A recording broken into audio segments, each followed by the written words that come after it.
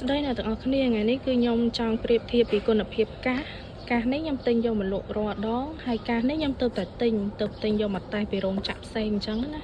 ហើយកាសនេះតម្លៃរៀងធូរជាងទិញចូលរៀងធូរហើយកាសខ្ញុំនេះតម្លៃទិញចូលរៀងថ្លៃហើយគុណភាពកាសថ្មីនេះខ្ញុំទៅតែតេស្តបានពី3ថ្ងៃនេះគឺគុណភាព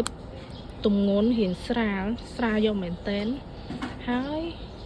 នេះកន្លែងតាមធានាក៏ខុសគ្នាដែររោងចក្រផ្សេងគ្នាអញ្ចឹងណា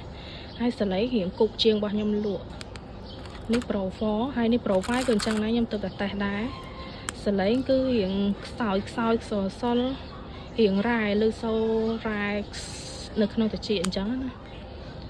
វាអត់មានទម្ងន់ហើយក៏អត់សលេងអត់ច្បាស់ដូចរបស់ខ្ញុំលក់ដែរនេះខ្ញុំនិយាយការពិតព្រោះខ្ញុំទិញយកមកតេស្តអញ្ចឹងហើយកាសនេះខ្ញុំទិញចូលរៀងថ្លៃទិញពីរោងចក្ររបស់ខ្ញុំលក់រាល់ដងហ្នឹងទិញចូលថ្លៃហើយលក់ចេញក៏រៀងថ្លៃដែរខ្ញុំលក់តម្លៃ5រៀលអញ្ចឹងណាហើយទម្ងន់គឺធ្ងន់មានទម្ងន់ដូចមានថ្មនៅក្នុងនឹងធំអញ្ចឹងខ្ញុំទិញយកមកខ្ញុំតេស្តរាប់ខែតម្រាំបានខ្ញុំដាក់លក់គឺល្អកាសនេះសលេងក៏រៀងច្បាស់រៀងស្រួយហើយរៀងបុកដែរហើយប្រើថ្មកាន់2ម៉ោងដូចគ្នាកាសនេះខ្ញុំតេស្តរួចហើយថ្មកាន់បានដូចគ្នាប៉ុន្តែគុណភាពសលេងបាសសលេងអេហ្គុយនៅខាងក្នុងហ្នឹងដូចរៀងរ៉ែខ្សលជាងអញ្ចឹងនេះកាសពីរនេះហើយតម្លៃចេញទិញចូលធូរទេហើយខ្ញុំថាប្រងទិញយកមកលក់អញ្ចឹងប៉ុន្តែដល់ពេលតេស្តគុណភាពទៅគឺចាញ់របស់ខ្ញុំនេះ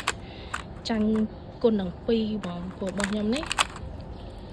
ខ្ញុំតេស្តខ្ញុំប្រើរាប់ខែមកអត់ទាន់ខូចទៅណាទេហើយនេះ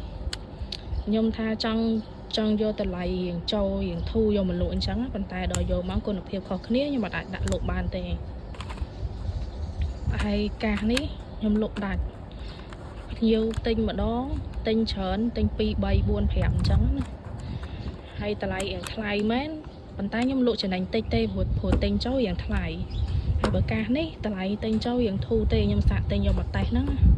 ប៉ុន្តែអត់ទទួលយកបានទេសលេងរៀងខ្សោយហើយរៀងលឺសលេងរ៉ែសលេងខ្យល់នៅខាងក្នុងហើយសលេងលឺរៀងគោកជាងរបស់ខ្ញុំលក់ឆ្ងាយហើយកាសនេះក៏ខ្ញុំទិញយកមកតេស្តដែរកាសថ្មីនេះគឺថ្មកាន់បានយូរកាសនេះហើយសលេងគឺប្រហាក់ប្រហែលកាសខ្ញុំលក់នេះដែរនេះសលេងស្តៀងគ្នាគ្រាន់តែនេះសលេងរៀងបុកជាងបន្តិចហើយថ្មកាន់រៀងបានយូរជាងហើយកាសនេះខ្ញុំលក់8រៀលថ្មកាន់បាន3ទៅ6ម៉ោងស្ដាប់ងាយអស់ថ្មអាហ្នឹងហើយខ្ញុំដាក់លក់នេះបើសិនបើដោយថាខ្ញុំធានាមួយខែបើសិនបើមានបញ្ហារយៈពេលមួយខែក៏ខ្ញុំបដូរថ្មីជូនដែរកាសនេះមានខ្សែសាកនៅខាងក្នុង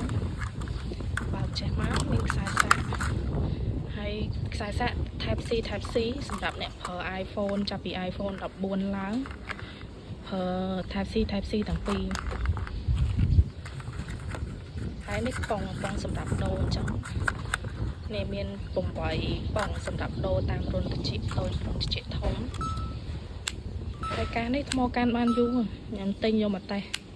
ហើយខ្ញុំលក់ចំណេញតិចទេកាសនេះព្រោះខ្ញុំទិញចូលថ្លៃអញ្ចឹងណាហើយកាសនេះក៏មានទម្ងន់ដែរប្រើបើខ្ញុំស្មានអាចនឹងប្រើបានយូរព្រោះខ្ញុំសាកតេស្តរយៈពេល3 4ថ្ងៃមកគឺថ្មអត់ងាយអស់ហើយវារៀងនិយាយទៅមានទម្ងន់ល្អគុណភាពរៀងល្អដែរអញ្ចឹងបាទខ្ញុំហ៊ានដាក់លក់ហើយបើសិនមកម៉យណាចង់ទិញអាចធ្វើការឆាតចូល page មកកាសនេះខ្ញុំលក់5រៀលកាសនេះលក់8រៀលនេះកាសនេះ8រៀល free cash ហើយអត់ free ដល់ជូនទេព្រោះខ្ញុំលក់ចំណេញតិចទេ